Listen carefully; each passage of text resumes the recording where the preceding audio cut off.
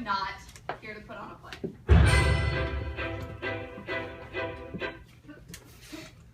If you came here to see a play, then it sucks being you.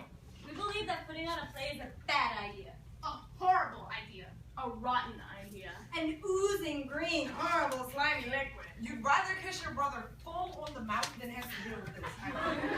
We aren't going to do it, period. So don't ask, don't plead, and whatever you do, don't beg. It makes us sick. But we're out here, and you might wonder why. We're out here with a message. We're out here with a warning. We're out here to teach you. 10 reasons not to be in a play. Reason number 1. Plays suck. Reason number 2. When you were in 2nd grade, you had a teacher named Miss Griswold. She was older than God and smelled like stale coffee and gin socks. When she came in every morning, she said, Now students, pay close attention. Focus, focus, focus is the key to success. she invented amazing methods of torture using construction paper and popsicle sticks. You had Miss Griswold and she decided to put you in a play. You were only in 2nd grade, still your formative years. The play was about loving the earth, and you spent weeks with your hands and paper mache, trying to put together the props and the costumes. You were only 7 years old, and so terribly impressionable. It was a play Miss Griswold wrote, and it had lines in it like, If we don't get busy and plant all those seeds, the earth won't be able to meet all our needs. No, Emily, I need you to fully experience the word needs. Say it like you mean it. Now say the word needs. Needs. Say it like you mean it. Needs. Say it like the most important thing for you to do in this whole world is to say the word needs. Needs. Emily, say it like I'm going to take you home and throw you in a hot oven if you do not say it right. Needs. Needs. Needs. Much better. you were so small for your age. Everything was so intimidating to you, especially Miss Griswold. Miss Griswold. She decided to put you in a tree costume. It itched like you had lice all over your body. And when you turned, you saw the inside of the tree and you couldn't see. Miss Griswold, I can't see. Now, Emily, how are you going to say the word needs? With feeling. With passion. I don't want to go in your oven. Stop crying, we're about to go on. Now, where is my broccoli? Miss Griswold, I can't see. Quiet, we have a show going on. You felt tiny and inconsequential in a huge, overwhelming world, and she put you in a tree in which you couldn't escape from. You could barely walk because the tree trunk was so small. You had to take tiny steps just to keep your balance. 10 minutes into the play, Jessie Gibbons just as a skunk bumps into you. You fell.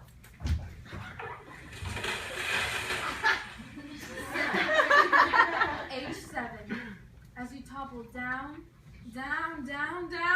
and your short, unhappy life flashed before your eyes. You lay there with your arms strapped at your sides. Miss Griswold was whispering frantically from the wings. Keep going, you little delinquents. Don't you dare stop! No child should have to endure such trauma. No one stopped the play to help you up, and by the 2nd act of this 5-act epic called Mother Earth is Your Patient and You're the Nurse, everyone had forgotten you were in the tree and started to sit on you during their scenes. Such stress. You felt the paper mache buckle over your face, and you were sure that your classmates' dress had skunks and chipmunks and flowers are going to come crashing through your costume and suffocate you. Hour after hour, you could only lay there and stare at your bark while your classmates recited their horrible lines. Oh, Earth, we love you like crazy. We're sorry you sometimes get sloppy and lazy.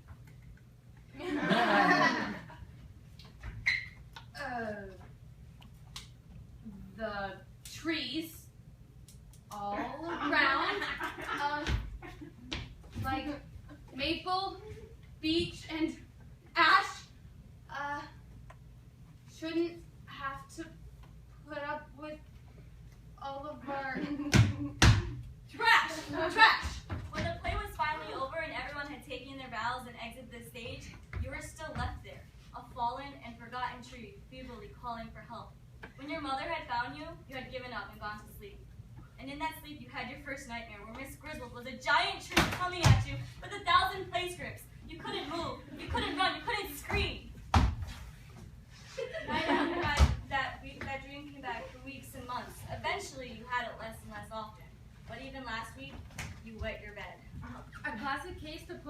stress syndrome. So whenever Poor child. someone brings up a play, you smell paper mache. You picture being in a tree and you hear Miss Griswold's voice saying, "Needs!" And you walk away very, very quickly. Reason number 3. Plays take passion and devotion and commitment. And you cannot afford to expend any of those things on a play when Alex Sharp is alive.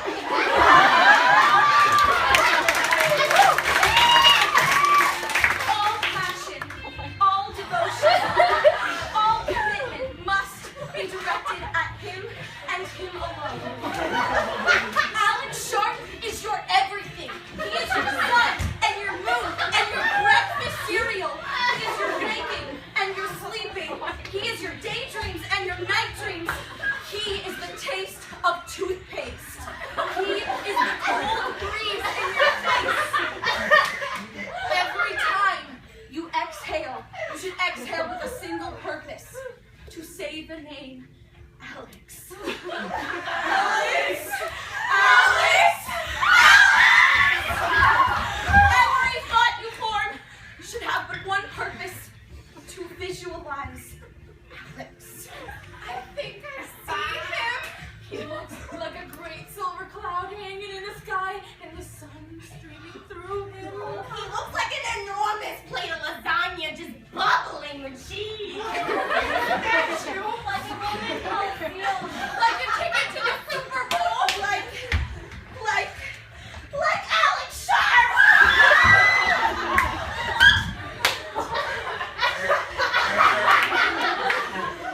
Do you know what some people do at the end of a play? They bring flowers to the performers. Here you go, sweetie. Nice job. That is a crime, a sin, an act of utter blasphemy.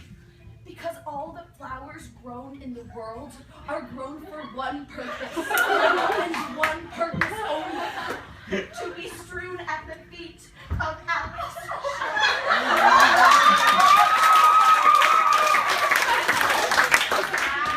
With Alex Sharp in the world, could you take the time to think about a play, to memorize a play, to rehearse for a play, to be in a play? Hell no! How could you even consider it? Look at him. Behold, the great Alex. What more can you do than try not to faint when he walks into the room? And if he should ever say to you, Get lost. I've got a girlfriend. what more can you do than feel your aching heart burst into a billion bloody pieces? What more can you do than let it down and die?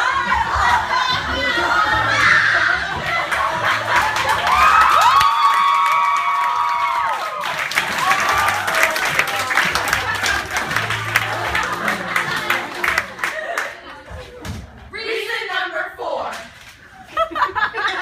Rehearsals and performances make you run the risk of not monitoring your cell phone and your email at all times. That's very dangerous. I mean, yeah, most of what you get are meaningless bits of gossip and Viagra ads, but you never know. You could get that one phone call, the one email that has to be answered within 5 minutes, the one message that could completely change your life. Okay, so it's never happened to you, and it's never actually happened to anyone you know, but it could happen. Don't you wish your girlfriend was Hello? No, this isn't Karma's Tattoo Emporium. No, I don't want a tattoo. Thank you. It could happen. Reason number 5. Plays suck! Reason number 6.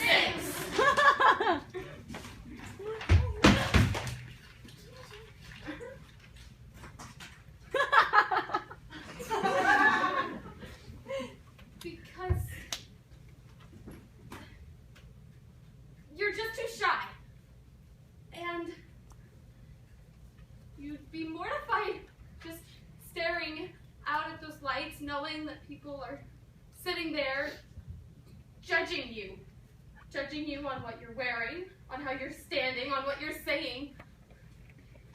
It's a completely unreasonable request to ask you to be in a play. And if somebody tries to force you, start to cry. And just because you're shy, does that mean that you can't just sit in a corner and be that way? Does society absolutely require that no matter how traumatic it may be, that you get up on stage and you do whatever some script requires? If it should require that you grab some strange guy and hold him close to you like he's your favorite teddy bear, or stroke his hair, or grab his shirt as if you can't live without him, should you just go ahead and do that? No, you're shy. If it should say to kiss him passionately. No. I'm saving myself.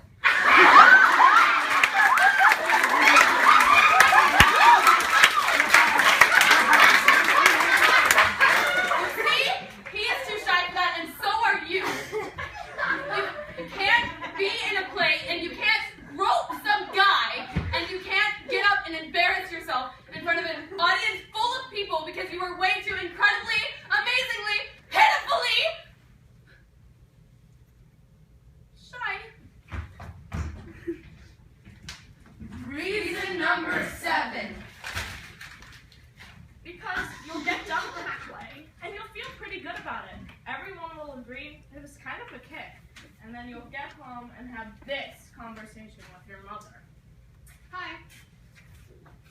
Well, you're home. I'm home.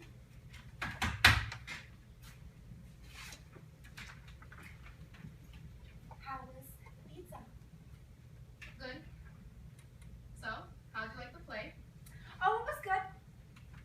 And? It was good. You were fine. Alright, go ahead and say it. Say what? What you didn't like about it. What you didn't like about my performance. I didn't say I didn't like anything about your performance. I said you were good. The play was fine. What's wrong with being good and fine? Your good and fine always comes with a butt attached to it. Oh no, honey, the only butt I have right now is the one I'm sitting on.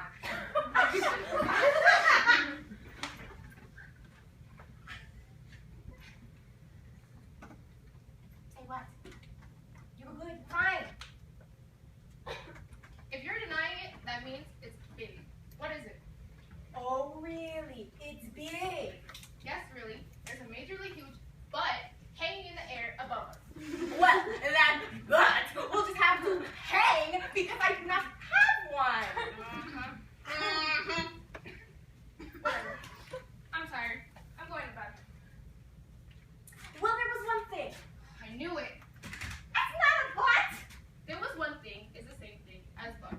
Oh, well, I'm sorry that I'm your mother and a thinking, breathing human being, and if I go to a play or any other social event, I might have a few criticisms. Is that so wrong?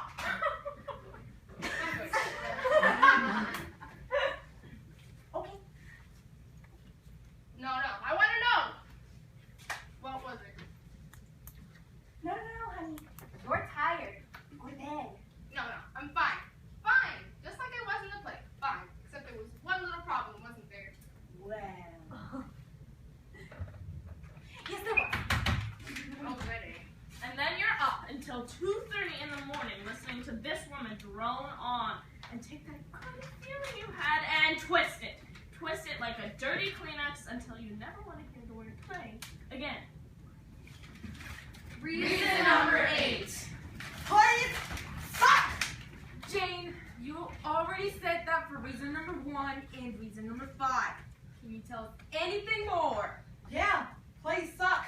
A lot. Be more specific. Huh. You want me to be more specific? I'll be more specific. Because they're full of... This script has been recorded by the National Script Board has found unfit for adolescent viewing. And you can take those plays and you can shop them. If you wish to read a one-headed version of James Bond, please visit the net at www.playsub.edu. And that's why plays suck.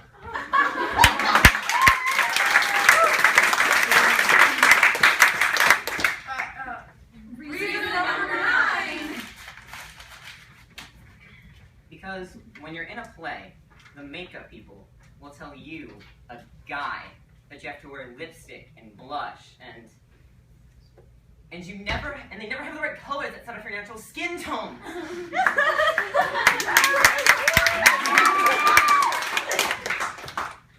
Reason number 10. Well, go. I don't have it. She said she had number 10. I did not. You said you did. I never said I had number 10. Who's like, I've got it. Oh, great. Let's hear this one. Because you're just too shy. No. We already did that one. We can't do repeats. We did? Oh, yeah. We did. Oh my God, this is terrible. What happened to it? I don't know, guys. Come on. Somebody's got to have reason number 10. Let's look around. Plays suck! Oh, no, you can't do that one again either. Why not? They sucked before and they still do now. It was cheating before. It's worse cheating now. All right, look. We obviously lost it, but we can come up with something else. Think.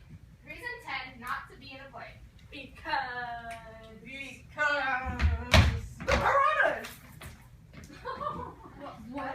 What about the piranhas? They have teeth.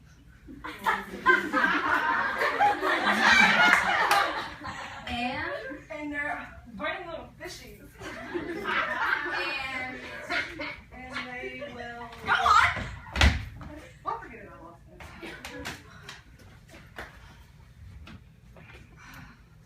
Right. Because...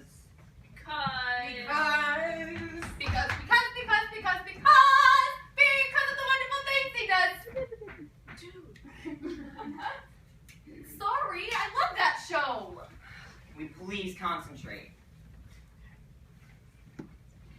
Because these are ordinary. That sounds like reason 10 to me. Go on. I mean, practically everybody does them at one time or another, right? I hear ya. So if everybody's doing it, why should you? That's right! It happens to all of us. Yeah, so if someone asked you to be in a play, you just say no. No! That's right. And why? Oh. I'll tell you why. Yes, ma'am! These are ordinary. Yeah! Character, setting, lights, makeup, all of that is old. Old as the hills, baby! All of that is dead. My uncle's coming behind next year. You want new? Yeah! Sweetie? Try this. Try getting up front in the audience and telling them we're not putting on a play. No. We're gonna spend the next 20 minutes telling you why we're not putting on a play. Amen. And you, my friends, you're just gonna have to love it. Did they? Did they what? Did they love it? I don't know. Should we ask? No. Let's just bow, and then if they clap, we will assume. Wait. What? Well, after we bow and after they clap, what then? Well, we leave. Oh, What's wrong? well, I guess I just thought of another reason. Too late. Let him talk. Well, when you're in a play, you'll go through the whole thing, and you'll get near the end. You'll be in, like, the last scene, and you'll realize, hey, I like this. With the lights on bright, and the audience sitting out there, and the actors up on stage with you, you realize this isn't so bad. It isn't bad at all. In fact, you'll realize that the whole time you've been in the play, you felt a sort of aliveness that you just had never felt before. You tell yourself you're out of your mind. You'll fight it. When you look at the bulletin board and see the next audition notice, you'll think to yourself, nah, no way. But it'll eat at you. And before you know it, you'll be in another play. And another, and another, and another. One will barely get over before you'll feel the itch to be in the next. You'll be addicted. And everyone knows that addiction is definitely not good, so don't do it. Okay. So now are we done? Yeah, I think so. Now what? Well, before we had 9, but now since Gene added in his little bit, we have 11. That's fine. Better too many than too few. It's not fine. Our program says 10 reasons not to be in a play. Not 9, not 11, 10. All right. Don't blow a gasket. We'll just figure it out somehow. How? Somehow. Okay, honestly, we have been up here far too long for not being in a play, and frankly, I am sick of it. Then solve the problem.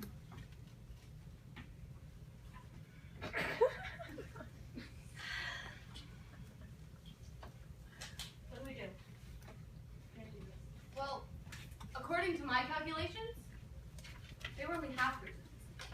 Oh, really? What? Yes! They were half reasons! How do you figure that? Oh, I figured that all right. Because if they were not half reasons, we would have to stay here for the next 3 hours trying to figure out how to subtract a reason, or we could just start all over again, or we could just tell everybody to rip off the programs and handwrite new ones, or we could just turn back time. And since you yourself said that you were sick of being out here, then I calculate that the last 2 reasons were half reasons. Got me? Yeah, everybody, the last 2 reasons were half reasons. All in favor? Aye. Opposed?